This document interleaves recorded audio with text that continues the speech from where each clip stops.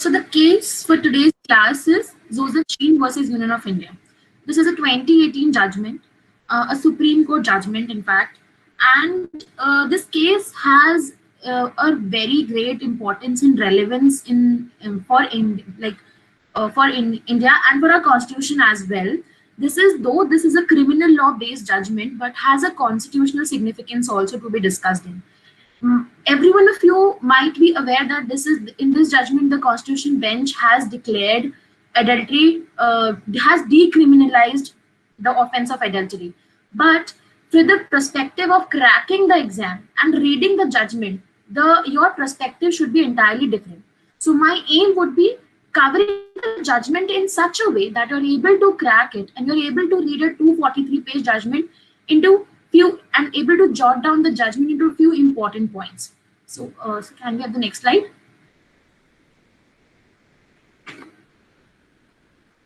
Okay. So the case was decided by a 5-judge bench. Throughout the PPT, I have marked certain facts with red. These facts are very important to be remembered with respect to the point of view of the examination. Plus, it's important for your general awareness and legal awareness also. So the facts are pretty simple in the case. Joseph Sheen was a non-resident Keralite who filed a PIL under Article 32 of the Constitution. So basically, in the case, the jurisdiction was not disputed. The PIL was filed to challenge the constitutional validity of the offence of adultery, that is under which is defined under Section 497 of IPC. And there was one more provision, a procedural provision, which was challenged, that is Section 198 Clause 2 of CRPC. Now, it's important to understand here that the important point to understand and highlight here is that one, that is the provision of IPC is the substantive provision of law, and the provision of CRPC is procedural provision of law. So I'll try to explain how the judges have given reasoning and invalidated both the provisions simultaneously.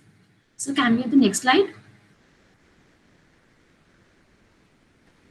Before coming to the concept of the judgment or before going into the depth of the judgment, it is important to understand some of the basic fundamental principles which are involved in the case.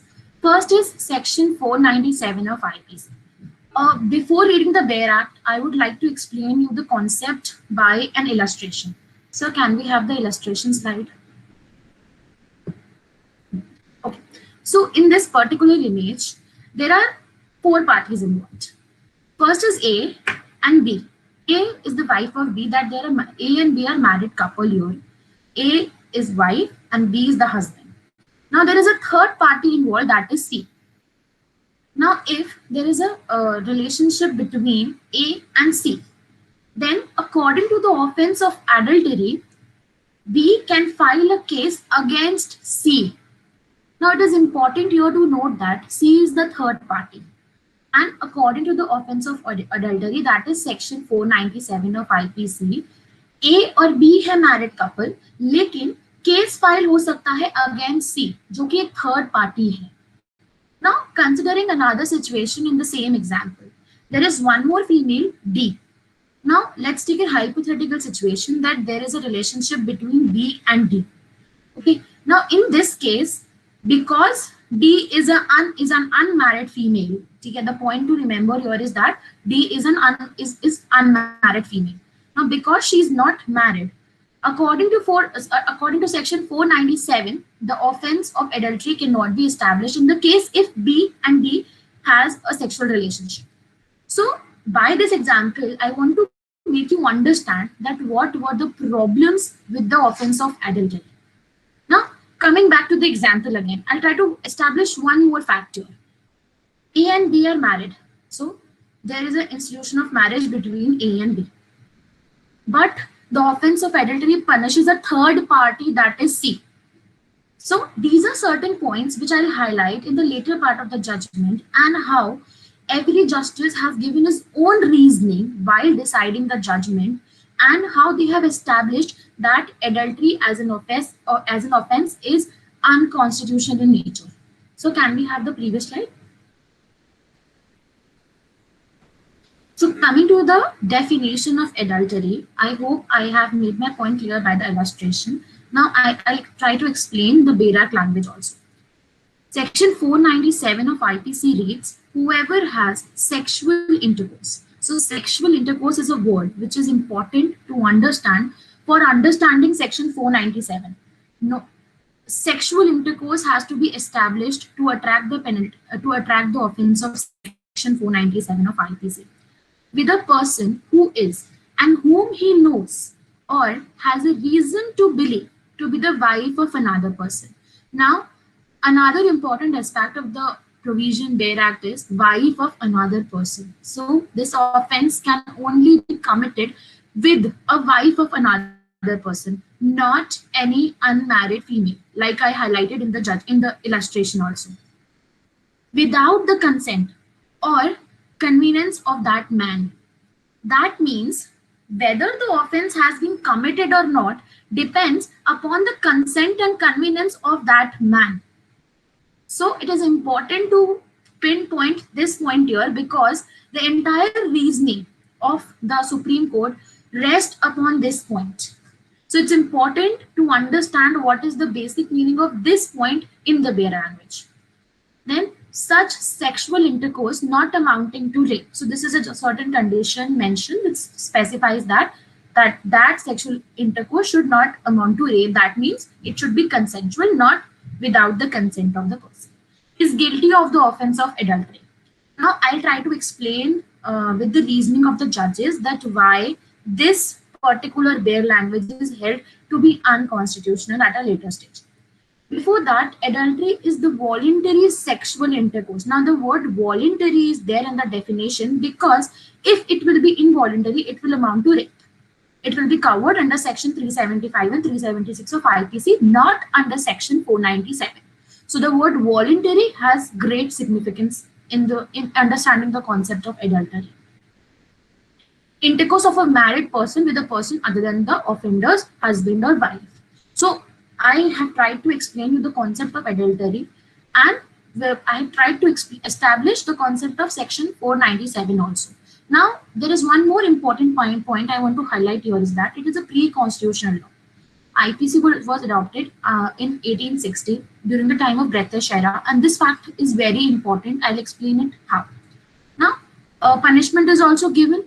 Now, it is important to understand the history of adultery also because Justice Chandrachud and Justice Nariman, for that matter, they have referred to the history of adultery to understand that why and how adultery became a punishable offense under IPC. Because it is important to understand the history of an offense before declaring it unconstitutional. So, Lord Macaulay was the person who drafted in the Indian Penal Code. Am I not audible? Hello?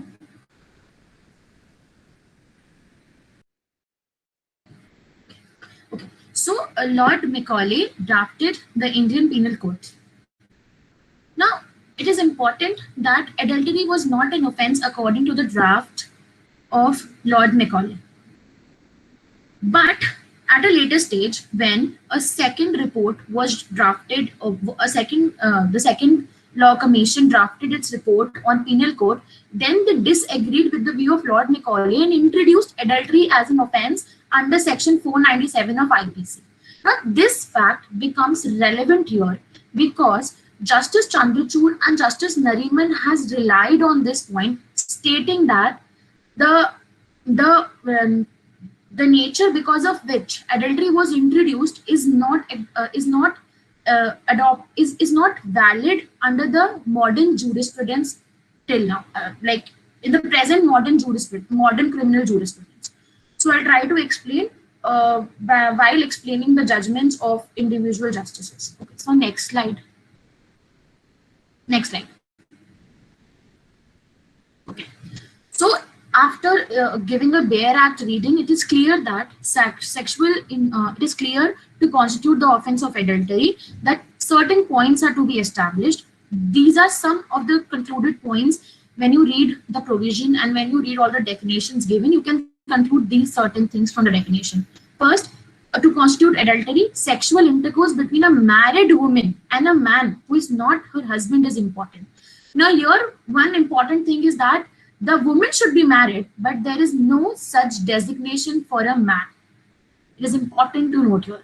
Second point is the man who has sexual intercourse with the married woman must know or has reason to believe that she is the wife of another person. Now, again, knowledge about the woman being married and being a wife of another person is important for the man who is committing the offense of adultery. Third, such sexual intercourse must take place with her consent, that is, must not amount to rape. क्योंकि यदि consent नहीं होगा तो ये cover हो जाएगा section 375 और 376 में रेप के अंदर. तो consent is one of the important factor in determining whether the offense is adultery or not.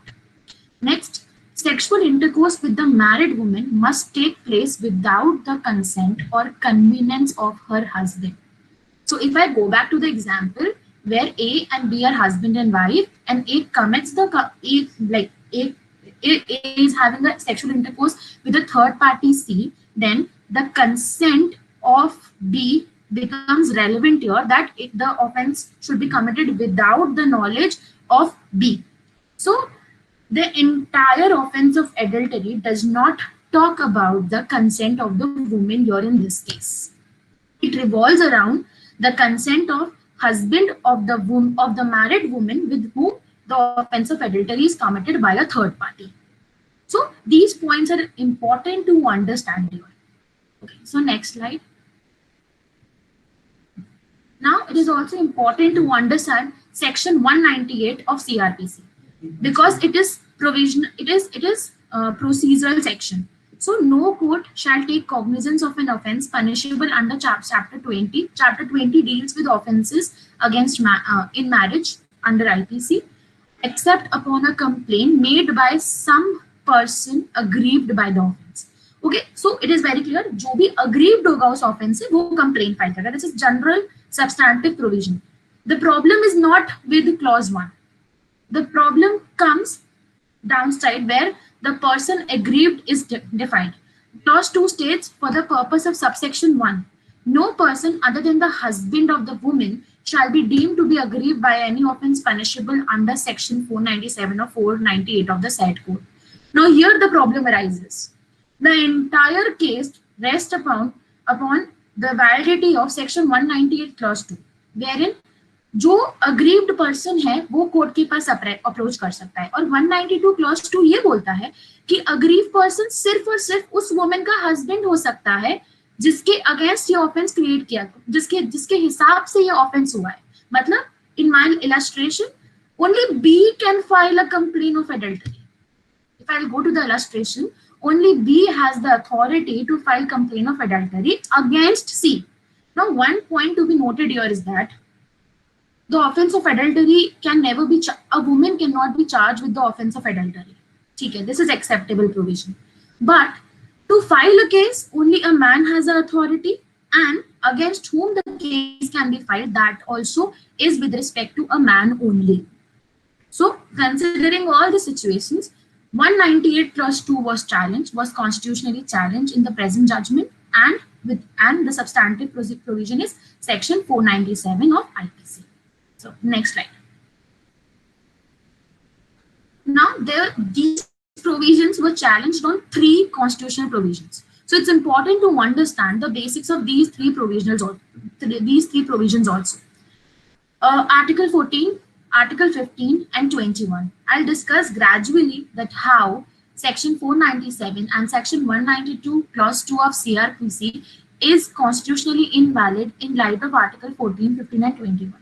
Before that, it's important to understand Article 14 के अंदर manifest arbitrariness. Now, Article 14 states equality. It has 2 facets. First, equality before the law and equal protection of law.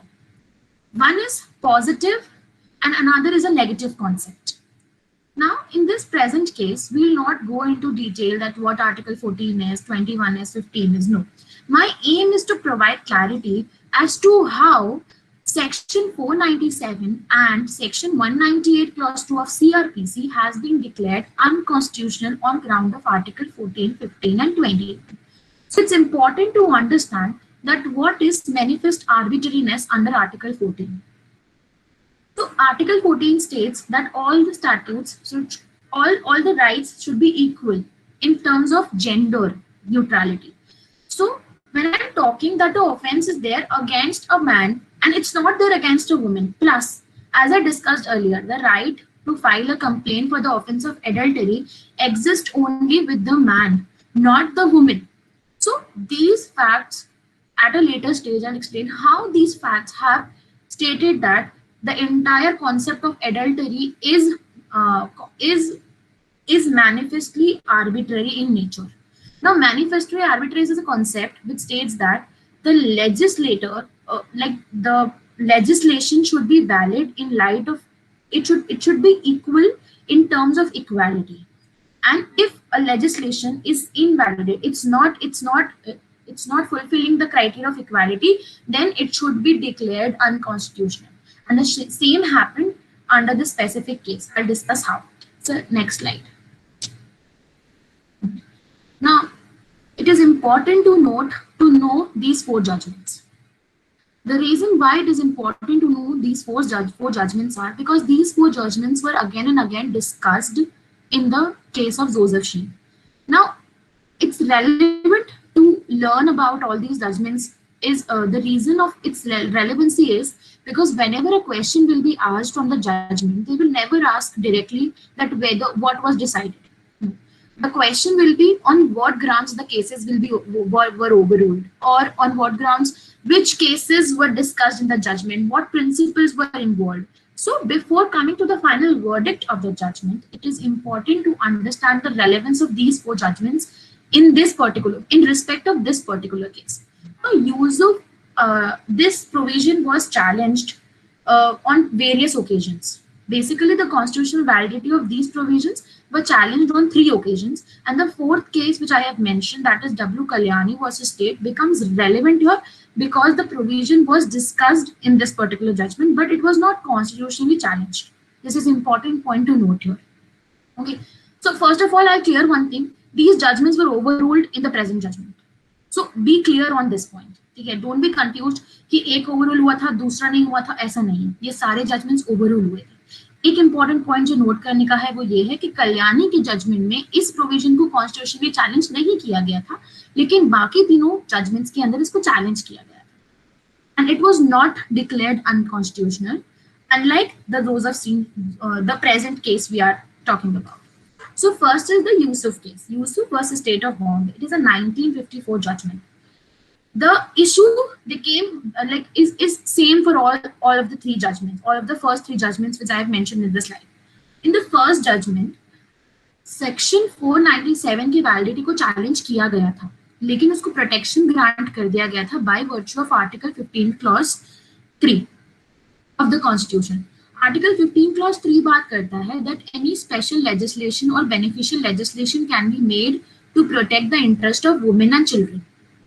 Okay, so if like this is a basic provision of Article 15. Article 15 clause 1 though talks that there should be no discrimination on the basis of sex, but again Article 15 clause 3 provides an exception to it. So in the Yusuf case, court held that because the offense is not charged against a woman, plus a woman is protected, like a woman is never charged for the offense of adultery according to 497, as I discussed earlier in the illustration also, that a woman is not charged for the offense of adultery, neither she can file a complaint. So in this particular case, court held that article 15 clause 3 के virtue से women के benefit के लिए कोई भी legislation बनाया जा सकता है, कोई भी प्रोविजन बनाया जा सकता है. और कोर्ट ने ये रीजनिंग दी थी कि सेक्शन 497 ऑफ आईपीसी के अंदर वुमेन एग्जम्प्टेड है किसी भी लाइबिलिटी से. So this is constitutionally valid by virtue of article 15 clause 3. मतलब कोर्ट ने ये बोला कि सेक्शन 497 ऑफ आईपीसी बेनिफिशियल है for the interest of women, and that is why it is protected by Article 15 clause 3, and hence it was not held constitutionally invalid in the first case. And this first case is again and again discussed in the entire 243 page judgment. So it is important to understand what happened and on which ground the provision was not declared constitutionally invalid. Now I'll come to the second judgment. Second judgment also become very important because the reasoning is different.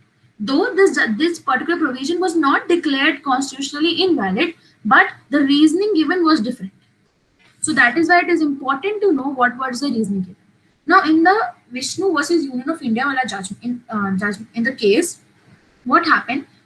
The court discussed the constitutional validity on account of Article 14, that it is unconstitutionally valid, that it is not constitutionally valid by virtue of Article 14. But the court stated that Article 14 में दो concepts हैं. Positive concept है equal protection of law और negative concept है equality before law. तो court ने ये बोला कि ये प्रोविजन इक्वालिटी बिफोर लॉ को तो इन्फ्रिंज करता है, लेकिन by virtue of the second part of Article 14, that is equal protection of law, the positive context, ठीक है, it becomes reasonable. कोर्ट ने ये बोला कि इक्वालिटी बिफोर लॉ नहीं है इस प्रोविजन में, accepted, but equal protection of law है क्योंकि आप एक वुमेन को एग्जेम्प्ट कर रहे हो लाइबिलिटी से, वो अबेटर की तरह भी चार्ज नहीं की जा सकती है सेक्शन 497 के अंदर.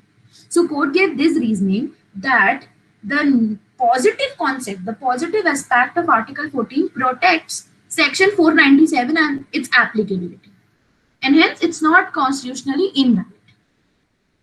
Now I'll come to the third case. Now third case also becomes equally important. The reason why third case is important because first of all third case में कोर्ट ने heavy reliance place की थी second case के ऊपर. So the linkage is there between the logic of both of them. Court ने इसमें ये बोला, again the issue was similar in the third case also, but court ने ये बोला कि लेजिस्लेचर ने यदि कोई एक्ट बनाया है और वो भी ग्रेजुअली ऐड हुआ है तो उसके पीछे का जो इंटेंट है उसको हम इग्नोर नहीं कर सकते हैं, और सेक्शन 497 के पीछे का जो इंटेंट है वो बेनिफिशियल इंटेंट है for the women. This was the reasoning given by the court, and when a legislation has to be interpreted in the benefit of women, that then it can be held constitutionally valid. And hence in all the first three judgments, court held that section 497 is not infringing any of the provisions of the constitution and is constitutionally valid. Now why I have mentioned the fourth case here, because it is important to know here that it is important to note here is that there was no validity challenge of section 497 in W. Kalyani versus State case, but court has referred this case again and again because in this particular case court ने ये बोला कि women को totally immune किया गया है section 497 के अंदर अपनी liability से. So this fact of immunity becomes very important here. It is important to know that यदि कोर्ट ये बोल रहा है कि वुमेन को इम्यूनिटी मिली है, मतलब ये उसके बेनिफिट में है. So by this context court ने बार बार again and again court has referred this particular concept and the intent behind section 497 in the W. Kalyani judgment. So can we move to the next slide? Now coming to the present judgment. Now I have copied, like I have in the slide, there are important lines given by individual justice while delivering the judgment. It is important to understand that what reasoning has been given by which person in the judgment, because every judge in the bench has given a separate reasoning of stating that that section 497 and section 198 clause 2 are constitutionally invalid, because all the above mentioned three judgments were overruled in this particular case. So a layman can also understand that yes, adultery is no more an offense, usko decriminalize kar diya gaya. Lekin as a law student, and when you are reading a judgment, you should understand that what is the basic reasoning given by the judge individually to state that the provision is constitutionally invalid. So first of all, in this judgment, Justice Deepak Sharma gave his judgment on behalf of himself as well as Justice A.M. Khanwilkar. So when you will read the judgment, the first part of the judgment talks about the judgment given by Justice Deepak Mishra on behalf of both of them. First and foremost point, which is important here, is to note that Justice Deepak Mishra talked about the concept of organic and living constitution. Now, CLAT में questions ऐसी जगह से ही बनते हैं. CLAT में questions बनते हैं कि ये जो टर्म्स जजमेंट में यूज की गई हैं, इनका मतलब क्या है. यू शुड अंडरस्टैंड कि किस रीजनिंग और किस लॉजिक से ये बोला गया है कि ये प्रोविजन कॉन्स्टिट्यूशनली इनवैलिड है. There are two terms used by Justice Deepak Mishra, organic and living constitution. Living का मतलब होता है कोई चीज जो जीती जागती है, ठीक है. हिंदी में उसका लिटरल मीनिंग होता है जीती जागती चीज जो समय के साथ बदले, जो डायनेमिक इन नेचर हो. And the same reasoning was given by justice Deepak Mishra also. उनका ये कहना था कि कॉन्स्टिट्यूशन को बहुत टाइम पहले अडॉप्ट किया गया है and same goes for IPC. IPC is a pre British, it's a pre constitutional law. It was adopted in British era, and the entire motive of law is to evolve.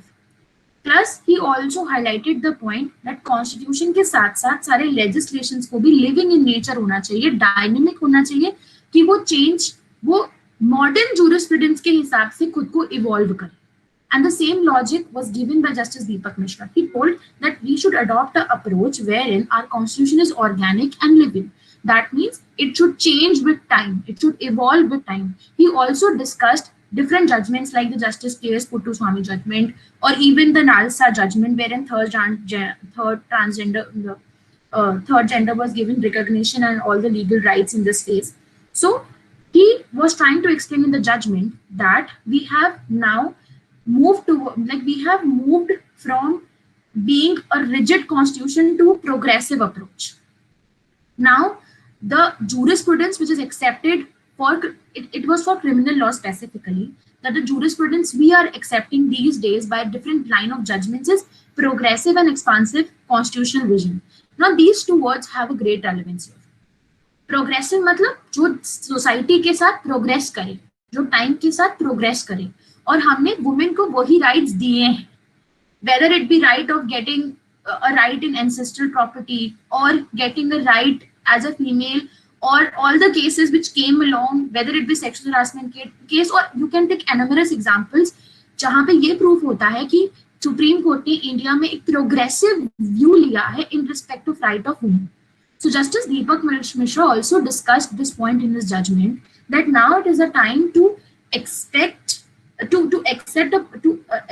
approach which is more progressive and expansive in nature. Now, before understanding that why Justice Deepak Mishra has used the word that court cannot conceive of women still being treated as a property of men, this line has been used in the judgment again and again. Now, it's important to understand its relevance. पहले के time पे ये जो offence है adultery का, इसमें ये conceive किया जाता है कि वुमेन जो है, जो जिस इंटेंट से इस ऑफेंस को इंट्रोड्यूस किया गया था, वो ये था कि वुमेन मैन की प्रॉपर्टी है. क्योंकि ऑफेंस में यदि आप सेक्शन 497 की बेयर लैंग्वेज पढ़ोगे तो उसमें लिखा हुआ है कि without the consent and convenience of the husband of women. That mean कि यदि एक वुमेन का हस्बैंड उसे कंसेंट दे देता है तो वो ऑफेंस ऑफ एडल्टरी नहीं होगा. सो इस नोशन से ये चीज समझी जा सकती है कि वुमेन को एडल्टरी का जो ऑफेंस है वो प्रॉपर्टी ऑफ मेन ट्रीट करता है, कि यदि हस्बैंड अलाउ कर देगा तो वो ऑफेंस नहीं होगा. So it is nowhere the women will is taken into consideration, and that is the reason Justice Deepak Mishra has highlighted that the court cannot accept an approach wherein women is still treated a property of men. This might be a notion which was accepted at the time the offense was introduced in the act, but now court cannot accept this notion wherein we will treat women as the property of men. The second important point which is highlighted by Justice Deepak Mishra is here that जो women और man का relationship होता है वो delicate relationship होता है, वो उन दोनों के बीच का रिलेशनशिप होता है, और इसमें किसी थर्ड पार्टी को एंटर करके उसे क्रिमिनल ऑफेंडर बनाना will be wrong. It will affect the sanctity of the relationship of a husband and wife. This was the intention and concept discussed by justice Deepak Mishra. क्योंकि एडल्टरी का offence यही करता है, adultery का offence एक third party को criminal offender बनाता है जिसने अफेक्ट करा है ए और बी की मैरिज को, और मैरिज को एक डेलिकेट रिलेशनशिप कंसिडर किया है जस्टिस दीपक मिश्रा ने. सो These three things are very important here in the judgment. Next, justice Deepak Mishra ने बोला कि आर्टिकल 14 के ग्राउंड पे section 497 is constitutionally invalid because it is manifestly arbitrary in nature. As I discussed in the previous slide, what is the concept of manifestly arbitrariness? That if a legislation is not able to follow the principles of equality, then it will be declared unconstitutional on ground of Article 14. And the same was observed by Justice Deepak Mishra on behalf of Justice A.M. Khanvilkar also. So next slide.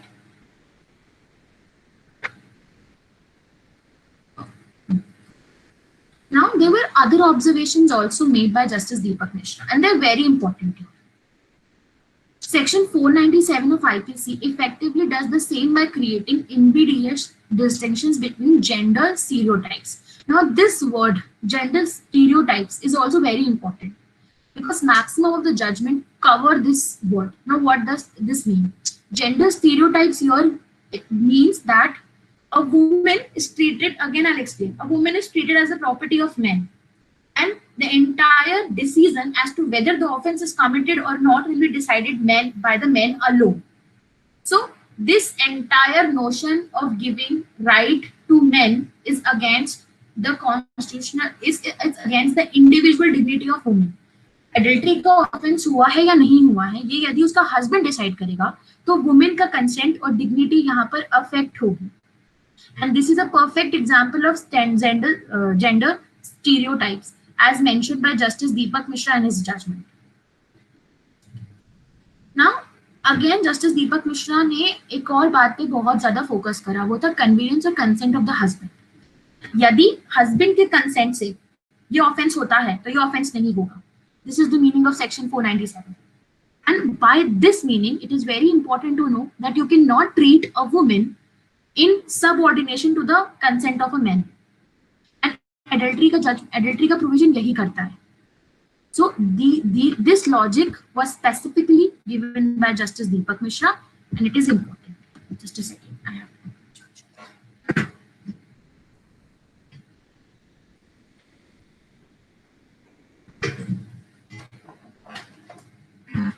sorry. Okay.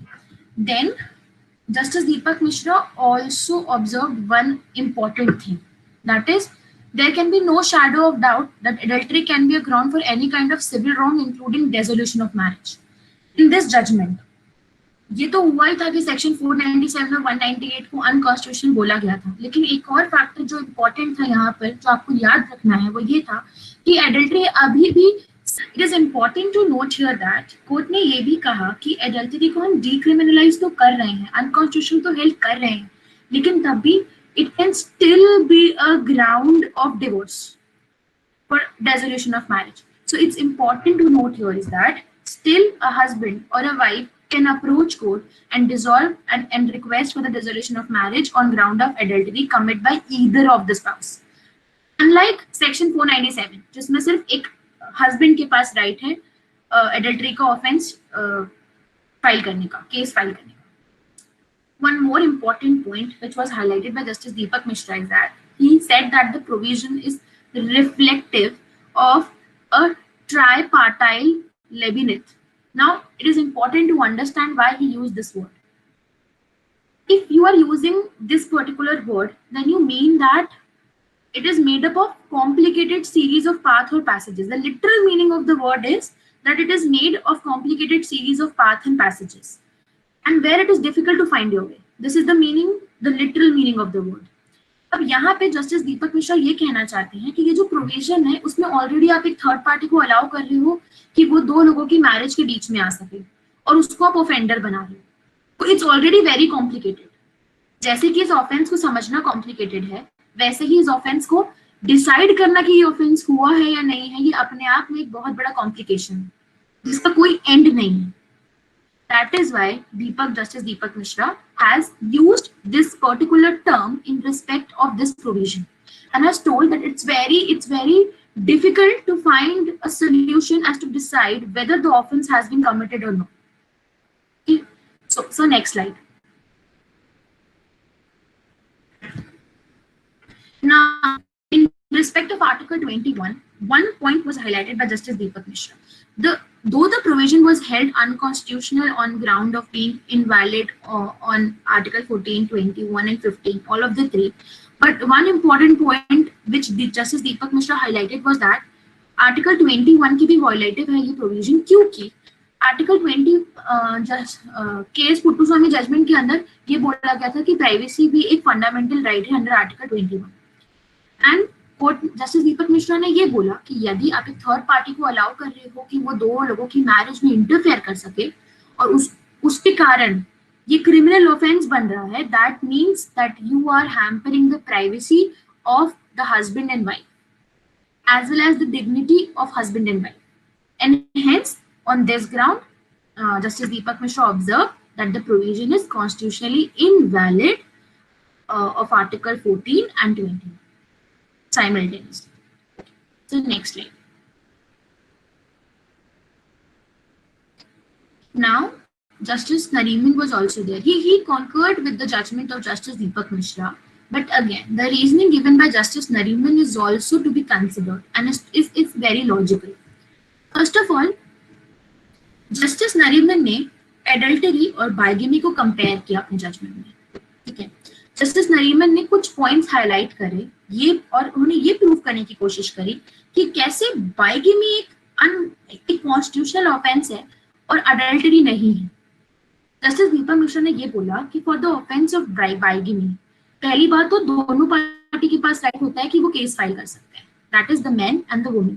Both of them have a right to file a case against the offence of bigamy, but the case is different for the offence of adultery. Adultery में as I discussed कि एक married man ही अपनी wife के किसी और के साथ sexual intercourse होने के बेसिस पे केस फाइल कर सकता है. तो Justice Nariman tried to establish the concept that bigamy में भी एक थर्ड पार्टी होती है जिसके कारण मैरिज का सैंक्टिटी अफेक्ट होता है, लेकिन एडल्टरी जैसा नहीं होता है. बाइगमी में दोनों के पास इक्वल राइट है, दोनों ऑफेंस के दोनों क्राइम के लिए केस फाइल कर सकते हैं, दोनों अग्रीव्ड पार्टीज हो सकते हैं, unlike adultery. And that is the reason bigamy is not constitutionally invalid but adultery is, because Justice Deepak also laid down कि third party के कारण you cannot challenge the sanctity of a marriage, and that is the reasoning given by Justice Nariman that bigamy में भी होता है third party, लेकिन वो constitutionally invalid नहीं है, जबकि adultery है, क्योंकि adultery में ये adultery के पीछे ये logic है कि जो woman है वो उस woman के अंदर एक proprietary interest है एक man का. Now, he has again and again the word proprietary is used, property word is used with respect to women. The reason is क्योंकि जब ये offense introduce किया गया था, if we go back to the history of this offense, तब women को men की property treat किया जाता था. और ये section, ये provision भी ये portray करता है कि women men की property है, क्योंकि men के knowledge या consent के basis पे decide होगा कि offense commit हुआ है या नहीं हुआ. So that is why judgment में बहुत सारी जगह प्रोप्राइटरी इंटरेस्ट वर्ड यूज किया गया है या फिर प्रॉपर्टी वर्ड यूज किया गया है with respect to women. Now Justice Nariman also said कि आर्टिकल 14 और आर्टिकल 15 क्लॉज 1 के बेसिस पे ये discriminatory. Now it's important to understand कि जस्टिस नरीमन ने आर्टिकल 15 का क्या रीजनिंग दी. हमने जो तीन जजमेंट्स जो मैंने डिस्कस करे जो ओवररूल हुए इस केस के अंदर, उन तीनों जजमेंट्स में ये बोला गया था कि आर्टिकल 15 क्लॉज 3 के वर्च्यू से सेक्शन 497 प्रोटेक्टेबल है, क्योंकि आप वुमेन के फेवर में कोई भी बेनिफिशियल लेजिस्लेशन बना सकते हैं. लेकिन इस चीज के ऊपर डिसएग्री किया गया इन दिस जजमेंट, और जस्टिस नरीमन ने ये कहा कि आर्टिकल 15 क्लॉज 1 बोलता है कि डिस्क्रिमिनेशन नहीं होना चाहिए. तो आप ये बोल के कि सेक्शन 497 एक बेनिफिशियल लेजिस्लेशन है for the rights of women, escape नहीं कर सकते हो इक्वालिटी के प्रोविजन से. Justice Nariman tried to explain that if you are discriminating, if you're not giving right to file complaint to a woman, if you're not giving the authority of a woman to decide whether the offense has been committed or not, then you are discriminating with the woman on ground of Article 15 clause 1. And that is the reason any provision can be held unconstitutional of being of creating discrimination on the basis of gender or sex. And Justice Nariman also clarified that this is not a beneficial legislation. यदि आप ये बोल रहे हो कि एक women को charge भी तो नहीं किया जा सकता है एडल्ट्री के बेसिस पे. This does not justify that उसके पास राइट ही नहीं है कोर्ट के पास अप्रोच करने का एडल्टरी के अगेंस्ट. यदि उसका हस्बैंड किसी अनमैरिड वुमेन के साथ एडल्टरी में यदि वो सेक्सुअल इंटरकोर्स करता है तो वो वुमेन कोर्ट के पास नहीं जा सकती अपना राइट क्लेम करने के लिए. So on this ground the provision was held unconstitutional of article 15 also. 14 के लिए तो था ही वो. ऑल द जजेस mention the same thing that it is manifestly arbitrary against, and it's against the principle of equality, the positive principle of equality. But Justice Nariman also added कि क्यों पुराने तीनों केसेस में डिसाइड करा हुआ concept कि ये आर्टिकल 15 क्लॉज 3 से प्रोटेक्ट किया जाता है, why this is wrong and why this particular point is overruled. This was explained by Justice Nariman in his part of judgment. Now Justice Nariman also discussed about section 198. जैसे मैंने आपको बताया 198 clause 2 procedural provision है जो कि ये बोलता है कि कौन केस फाइल कर सकता है. द पर्सन अग्रीव्ड, और पर्सन अग्रीव्ड को डिफाइन भी करता है. सो जस्टिस नरीमन सेड कि यदि husband alone has the authority to approach court and file a case, then this is not valid. This is again hampering the provisions of the constitution, and hence it was held that section 497 तो unconstitutional है ही, साथ में उसका substantive provision जो कि women को restrict करता है केस फाइल करने के लिए, वो भी कॉन्स्टिट्यूशनली इनवैलिड है. Also next slide. Now it is important to understand the reasoning of Justice Chandrachud. Now he divided his reasoning under certain headings. Now it's important to understand the meaning of these headings also. क्योंकि उन्होंने step by step ये establish किया कि कैसे section 497 और section 198 clause 2 constitutionally invalid है. And it is very important to read कि उन्होंने किस ग्राउंड्स, किस प्रिंसिपल ऑफ लॉ पे ये बोला कि ये चीज इनवैलिड है. The first heading which he used in his judgment was gender the discursive struggle. Justice Chandrachud ने ये बोला कि सेक्शन 497 में इंडिविजुअल्स को जेंडर्ड सिटीजन टर्म किया गया है, रिगार्ड किया गया है. Now what is the meaning of gendered citizens? Section 497 का यदि हम बेयर लैंग्वेज पे वापस जाएं तो बेयर लैंग्वेज एकदम क्लियरली मेंशन करता है कि एक मैरिड वुमेन का जब किसी भी मेन के साथ सेक्सुअल इंटरकोर्स होगा विदाउट द कंसेंट और कन्वीनियंस ऑफ हर हस्बैंड, तब एडल्टरी होगा. तो जस्टिस चंद्रचूड़ ने फर्स्ट हेडिंग में ये एस्टैब्लिश करने की कोशिश की कि पूरा ऑफेंस जो है वो मैन और वुमेन में डिस्क्राइब किया गया है, जेंडर बेसिस पे डिस्क्राइब किया गया है. इसीलिए जेंडर्ड सिटीजन्स को रिगार्ड सेक्शन 497 को जस्टिस चंद्रचूड़ ने जेंडर्ड सिटीजन्स का टैग दिया और ये बोला कि यदि आप एक ऑफेंस में मैन और वुमेन की तरह उसे डेजिग्नेट करोगे इंडिविजुअल्स की पर्सनालिटी को, so this is wrong. This means that you are declaring that offense as on a gender basis, and this will affect the gender neutrality wala part. The second heading he used was judicial disclosure on adultery. Now under this heading Justice Chandrachud ने सारे वो तीनों चारों landmark judgments discuss करे जो मैंने अभी cover किए थे, जो जजमेंट्स यहाँ पे ओवररूल किए गए हैं.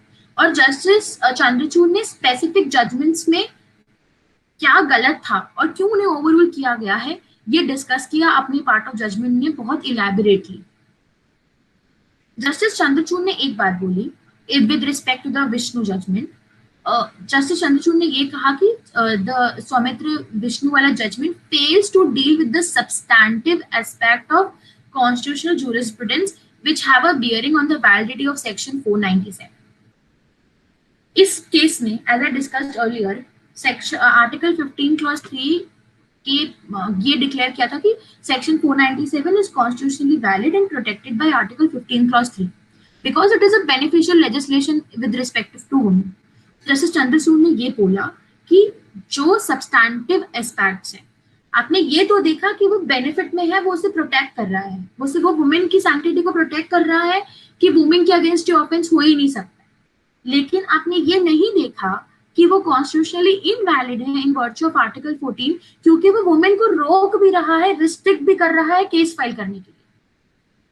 तो That is why Justice Chandrachud tried to establish a reasoning between constitution and constitutional jurisprudence which will be applied on the criminal law of modern India.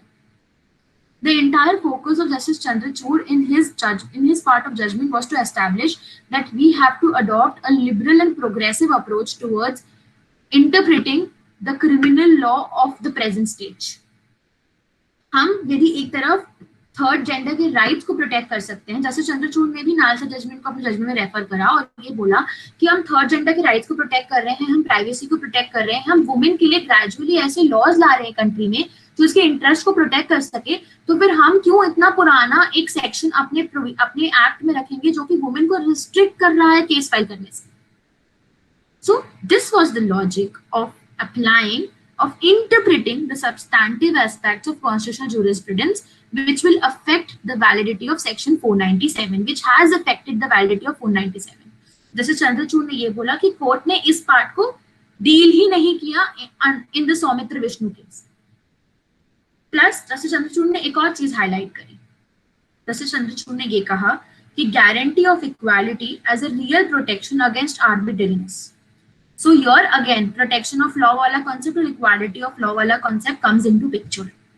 Justice Chandrachud tried to explain that how the section itself is constitutionally invalid in light of the equality principle.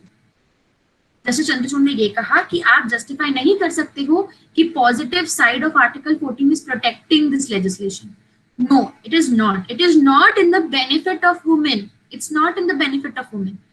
Equality before law जो एक concept है वो ये बोलता है कि सबको law के सामने इक्वल ट्रीट करो, और इक्वल प्रोटेक्शन ऑफ लॉ ये कॉन्सेप्ट है जो बोलता है कि आप किसी सोसाइटी के वो मेंबर्स जो उस लेवल पे नहीं है, जिनको जरूरत है, उनके प्रोटेक्शन के लिए लॉज बना सकते हैं.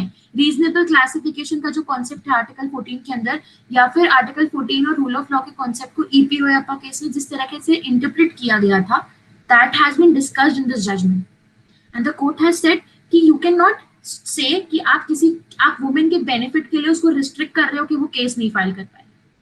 So this was the analogy drawn by Justice Chandrachud in his judgment, and he stated कि you cannot say that restricting a woman for filing a case for offense of adultery can be a valid ground of providing equal protection of law or protection of law.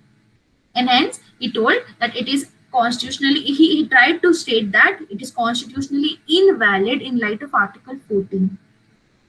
The third important point which is highlighted was that the guarantee of life and personal liberty is an essential recognition of dignity, autonomy and privacy. That is Article 21. So he also highlighted कि सौमित्र विष्णु वाले case में court ने fail करा article 21 के इन aspects को cover करने में.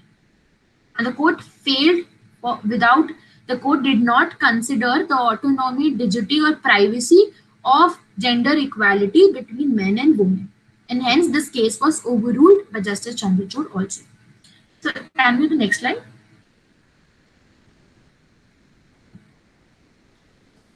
So he explained that how section 497 and 198 are seen to treat men and women unequally. जैसे मैंने आपको अभी इतने मतलब एक्सप्लेन किया कि कैसे इन दोनों को अनइक्वल फुटिंग पे रखा गया है अंडर बाय सेक्शन 497 और 198.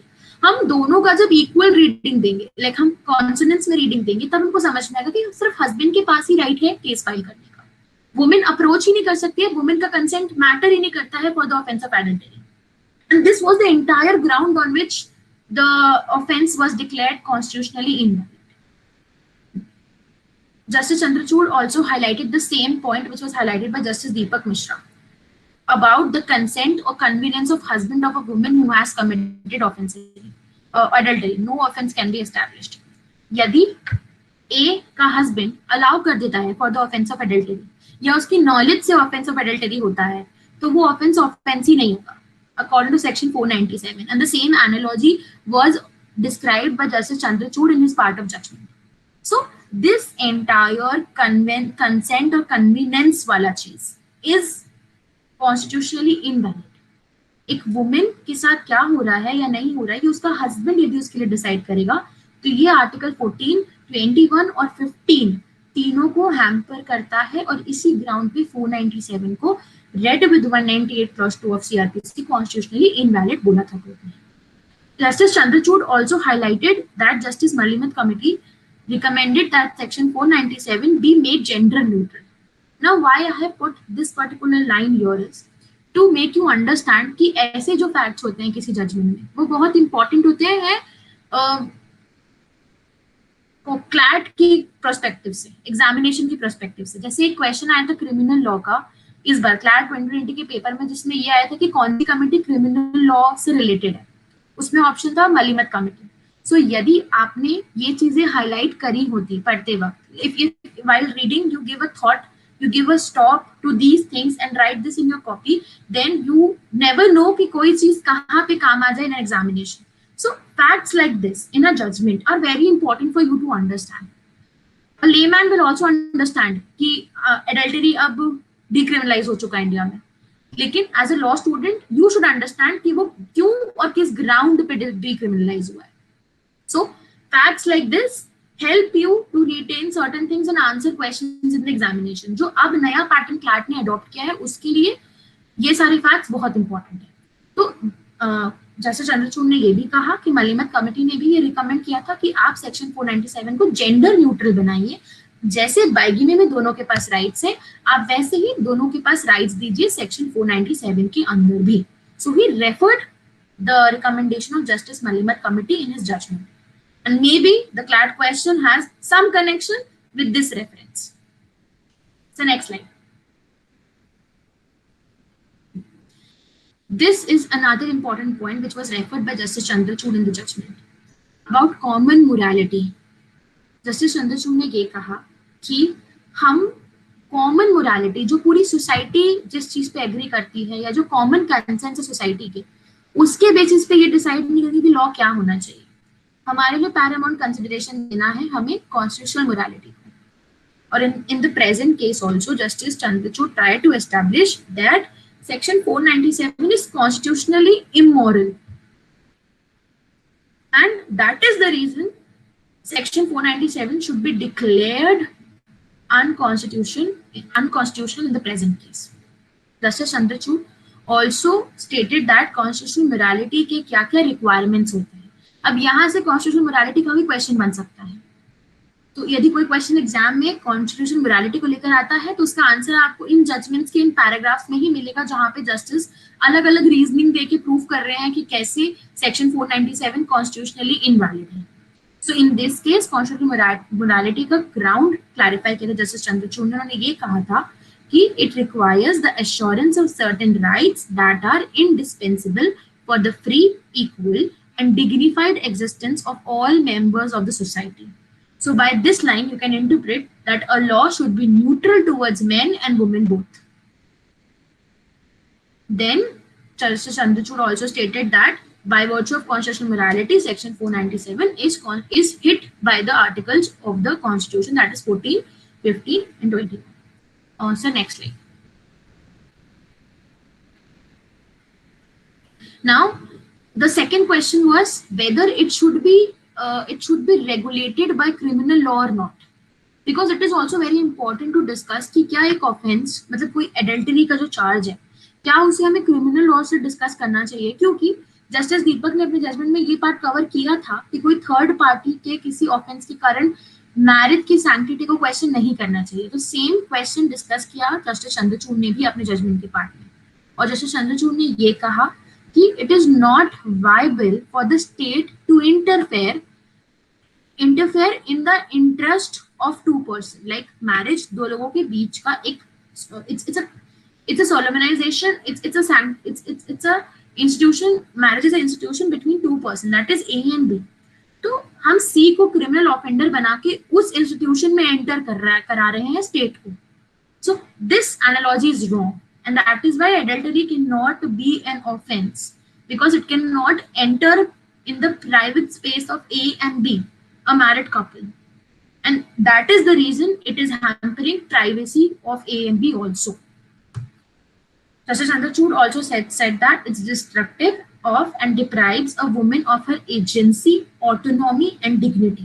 जजमेंट में बार बार ये चीज डिस्कस की गई है कि एजेंसी नहीं होती है एक मैन और वुमेन के बीच में एक मैरिज में. men वुमेन को अपनी प्रॉपर्टी नहीं ट्रीट कर सकता है.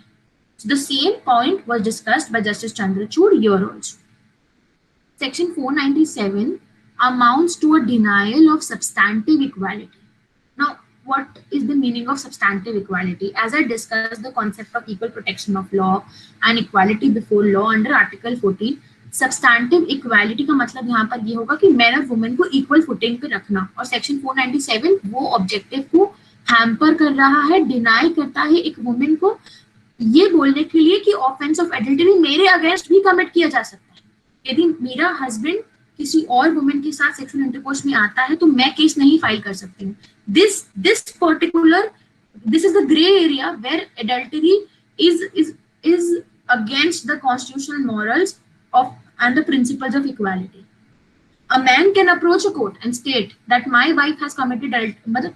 He cannot file a suit against the woman, but he can say that an offense of adultery has been committed. But a woman cannot approach court and say that an offense of adultery has been committed against me. So that is hampering the entire concept of equality. Next, Section 497 rests on and perpetuates stereotypes about women and sexual fidelity. मैंने आपको justice Nariman वाले case में explain किया था कि gender stereotypes word जो use किया गया है वो किस लिए यूज किया गया है. ऐसा ये जो मैंने आपको थ्योरी बताई कि वुमेन प्रॉपर्टी ट्रीट की जाती थी मेन की, ये सब जो नोशंस बने हुए हैं with respect to women and their gender, these all should be minimized. The entire judgment rests on this particular notion.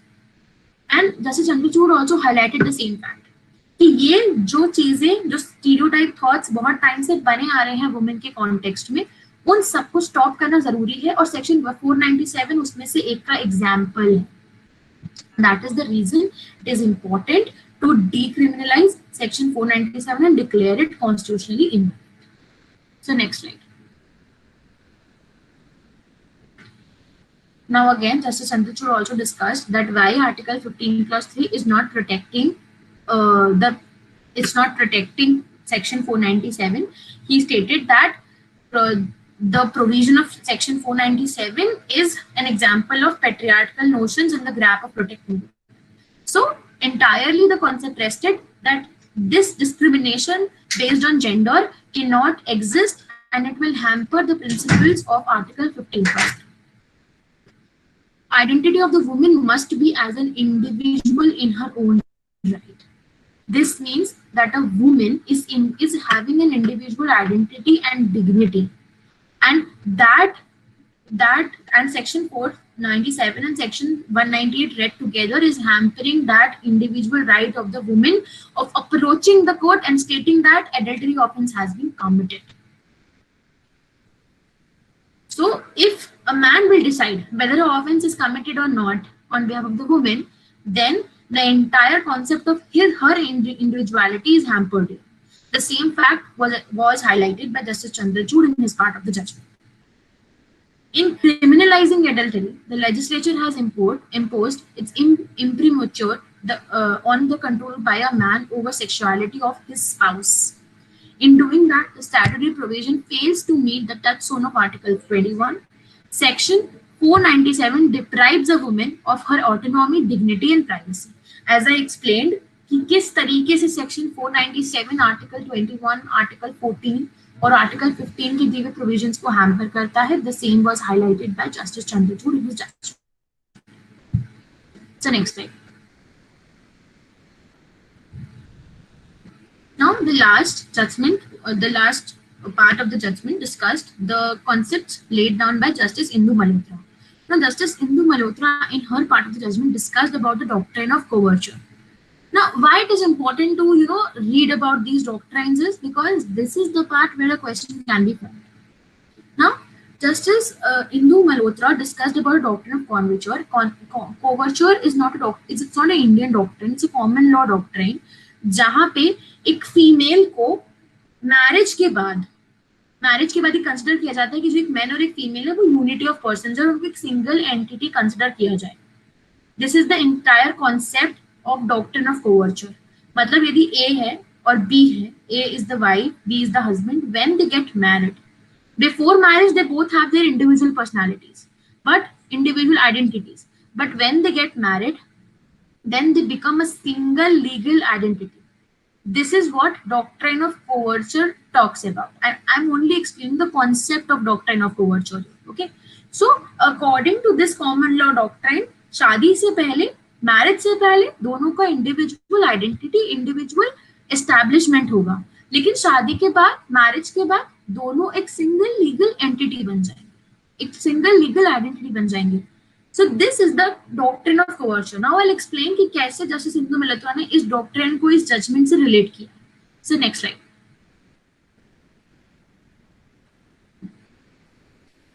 Justice Indu Malhotra ने ये हाईलाइट करा कि पहले डॉक्ट्रिन ऑफ कोवर्शन इंग्लैंड में और foreign jurisdictions. First of all I mention one fact here. Justice Indu Malhotra ने international जूरिसप्रूडेंस को बहुत ज्यादा इंपॉर्टेंस दिया है अपने जजमेंट के पार्ट में. Indian jurisprudence was well covered by Justice Nariman, Justice Deepak and Justice Chandrachud. But Justice Indu Malhotra का जो जजमेंट का पार्ट है, यदि आप उसको पढ़ेंगे खोल के, तो वो फोकस करता है इंटरनेशनल जूरिसप्रूडेंस पे. उन्होंने ये पहले एनालाइज करा कि एडल्टरी का क्या स्टेटस है in all the other jurisdictions, and then she tried to establish that whether in India what should be the fate of what should be the future of Section 497 in India. So her judgment started with analyzing the international jurisprudence available on the offense of adultery. So she tried to establish कि पहले doctrine of coercion के behalf पे discuss ये देखा जाता था कि क्या sanctity और क्या individual identity होगी women और men की after marriage. Gradually the concept evolved. Gender equality recognize की गई first time specific act जो matrimonial causes का act है, जहाँ पे now Matrimonial Causes Act might not be that important for you, but it is important to note that in England, adultery is a ground of divorce available to both the spouses instead of only the husband of the adulterous wife. So this particular facts become important from the part of judgment of Justice Indu Malhotra. So next slide. So she was trying to establish कि कैसे एक move हुआ England में from the doctrine of coverture to this individual equality between husband and wife. Now justice Indu Malhotra highlighted certain points with respect to section 497 in her part of the judgment. Justice Indu Malhotra said that with respect to the offense of adultery committed between two consulting adults, now consenting adults, it's very important here, there ought not to be any discrimination on the basis of sex alone, since it has no rational nexus with the object sought to be achieved. So again, Justice Indu Malhotra also discussed about gender neutrality and the nexus between having, there was, the Justice Indu Malhotra stated that there was no specific rational and reasonable nexus in discriminating between the right of filing complaint available to a man and not to a woman. So this was the entire reasoning given by Justice Indu Malhotra, and she stated that there is no specific rational nexus where you can establish कि women को right नहीं मिलना चाहिए और men को right मिलना चाहिए. इस चीज के ऊपर discriminate करने का कोई भी specific rational nexus यहाँ पर establish नहीं होता है in the case of adultery. Justice Indu Malhotra tried to explain that what exactly Section 497 means. Justice Indu Malhotra said that it has two classifications. First, कि किसके पास right to prosecute है, ठीक है, मतलब it is the Section 497 as I explained earlier कि Section 497 सिर्फ और सिर्फ husband of the married woman को जो कि adultery में involve हुई है उसको ये right देता है कि वो कोर्ट में जा सकता है और claim कर सकता है कि offense of adultery हुआ है. तो सबसे पहले जो चीज सेक्शन 497 की रीडिंग से हम समझते हैं वो ये है कि हस्बैंड के पास सोल राइट है. सेकंड, जस्टिस इंदु मल्होत्रा ने ये कहा कि 497 बात करता है कि कौन प्रोसिक्यूट किया जा सकता है, that is the third party. If I go back to the illustration I explain, that is C in the case of a marriage between A and B. It's not A. Offense of adultery cannot be filed against A. No, it can be filed against only C, the third party with whom the sexual intercourse happened with the wife of B. Okay. So Justice Indu Malhotra divided this section into two specific parts and tried to explain that how these both specific parts are constitutionally invalid. So next slide. Now, In light of Article 21, she again referred to the Justice Puttaswamy judgment and stated that according to Justice Puttaswamy's judgment, there are threefold requirements. Now, these threefold requirements are very important for you to learn, because a question might come from these threefold requirements held by the court, observed by the court in Justice K.S. Puttaswamy judgment. The first is legality, which postulates the existence of law. Second is need, defined in terms of a legitimate state interest. And third, proportionality, which ensures a rational access. Now, Justice Indu Malhotra tried to explain कि section 497 इन तीनों चीजों को meet नहीं कर रहा है. I'll try to explain how. सबसे पहले पॉइंट बोलता है लीगैलिटी. जैसे मैंने डिस्कस किया कि सेक्शन 497 रेड विद सेक्शन 198 एक वुमेन को अलाउ ही नहीं कर रहा है कि वो केस फाइल कर सके, क्या वो क्लेम कर सके कि एडल्ट्री का ऑफेंस हुआ है. तो here the existence of law is failing, the equality principle is failing. Second, need defined in terms of a legitimate state interest. Criminal offence, यदि एक कोई ऑफेंस यदि क्रिमिनल है तो उसमें स्टेट का इंटरेस्ट ऑटोमेटिकली आता है, क्योंकि स्टेट प्रोटेक्ट करता है विक्टिम को. तो यहाँ पे सारे the entire judgment talks about that whether a third party should be allowed to intervene between the men and women who are married. So the second point, the concept of second point is failed here only. State का जैसे किसी third party का interest नहीं है, वैसे state का भी interest नहीं होना चाहिए. जो भी चीज ए और बी के बीच में हो रही है वो उनका कॉल है, वो उनका चॉइस है. तो यहाँ पे स्टेट का लेजिटिमेट इंटरेस्ट भी फेल हो रहा है. Third, proportionality. जैसे मैंने इसकी पहले स्लाइड में एक्सप्लेन किया, that was there is no rational nexus between distinguishing the right to file a complaint between a man and woman.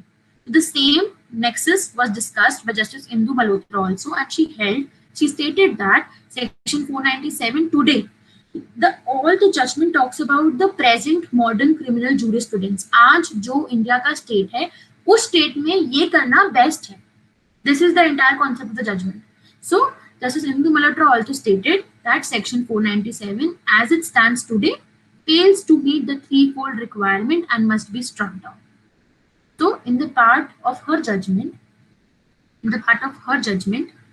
she tried to explain that if a specific, if these particular objectives are not met, then the section 497 has failed to meet these threefold classifications and requirement, and hence it's constitutionally invalid. Proportionality is referred here with Article 20, with Article 14. After the E.P. Royappa case, Article 14 को एक नया interpretation मिला था, and it was held that there should be a reasonable classification and rational nexus. Rational nexus का मतलब है कि यदि आप इक्वालिटी बिफोर लॉ को नहीं क्लेम, यदि आप क्लासिफिकेशन कर रहे हो, ठीक है, तो वो क्लासिफिकेशन रीजनेबल होना चाहिए और रैशनल होना चाहिए. So these two requirements were laid down in the case of E.P. Royappa with respect to Article 14.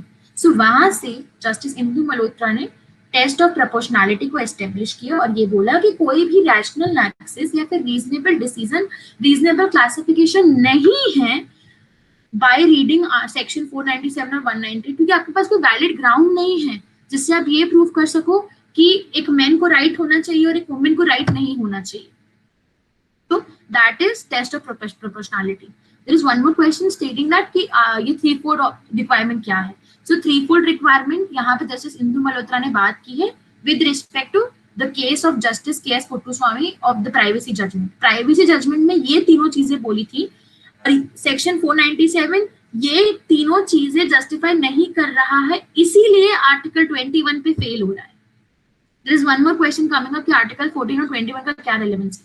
Golden triangle ये बोलता है, the rule of golden triangle simply states कि आर्टिकल 21, 14, 19 एंड 21 इन तीनों का जो रिलेशनशिप है बीच में, वही चीज केएस पुट्टुस्वामी में एस्टैब्लिश की गई थी और इसीलिए जस्टिस इंदु मल्होत्रा ने इस पर्टिकुलर जजमेंट में इस केस को रेफर करा और ये बोला कि क्योंकि ये प्राइवेसी के तीन फैक्टर्स को जस्टिफाई नहीं कर रहा है, ये थ्रीफोल्ड रिक्वायरमेंट को जस्टिफाई नहीं करता सेक्शन 497, इसीलिए वो आर्टिकल 21 के पैरामीटर्स पे फेल होता है.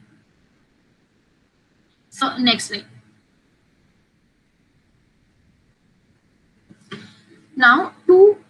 Now I have discussed all the important points of the judgment. Now to sum it up, these 3 points are very important and relevant for all of you to remember. First, Section 497 was struck down as being unconstitutional and being violative of Article 14, 15 and 21.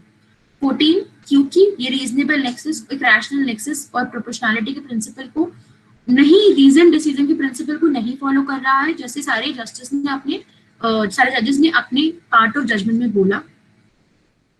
Plus article 15 को इसलिए क्योंकि article 15 जैसे मैंने बताया exception में नहीं आ रहा है, द सेक्शन 497 को हम बेनिफिशियल लेजिस्लेशन नहीं बोल सकते to protect the interest of women. और आर्टिकल 21 जैसे मैंने अभी डिस्कस किया कि कैसे वो प्राइवेसी, डिग्निटी और ऑटोनॉमी ऑफ वुमेन को हैम्पर कर रहा है।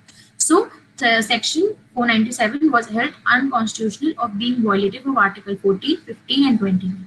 Then section 198 clause 2, which contains the procedure for the prosecution of under chapter 20 of IPC, was also held to be unconstitutional only to the extent that is applicable to the offense of adultery. मतलब 198 clause 2 के बाद जो ये बोलता है कि adultery के case में सिर्फ मैन ही aggrieved पार्टी हो सकता है, सिर्फ और सिर्फ उस प्रोस्पेक्ट तक इसको अनकॉन्स्टिट्यूशनल हेल्ड किया गया। Third, adultery still remains a ground of filing a divorce petition. It is still a ground, a civil ground for filing a divorce petition. It is on the will of the men and women. If they wish, they can proceed and take adultery as a ground of filing a divorce petition. To answer the question that how many cases were overruled, I discussed in the starting that there were 4 cases which were again and again discussed in this judgment. So out of those 4 cases, the first 3 cases, that is, so can you go back to the slide? The first 3 cases, that is, the Yusuf case, the Soumitra Vishnu case, and the P. Revathi case. In these 3 cases, constitutional validity discuss की गई थी और इन तीनों cases को overrule किया गया है इस जजमेंट में. The case of W. Kalyani, which I have mentioned in that slide, I have mentioned that because W. Kalyani के केस में डिस्कस किया गया था कि ये कॉन्सेप्ट क्यों वुमेन की सैंक्टिटी और डिग्निटी को रेस्पेक्ट नहीं करता है. So that case was discussed and the above 3 cases were overruled. Kalyani judgment was also overruled up to an extent with respect to which adultery was held constitutional in that particular judgment. Only that part was overruled in the Kalyani case and the above 3 mentioned case were entirely overruled.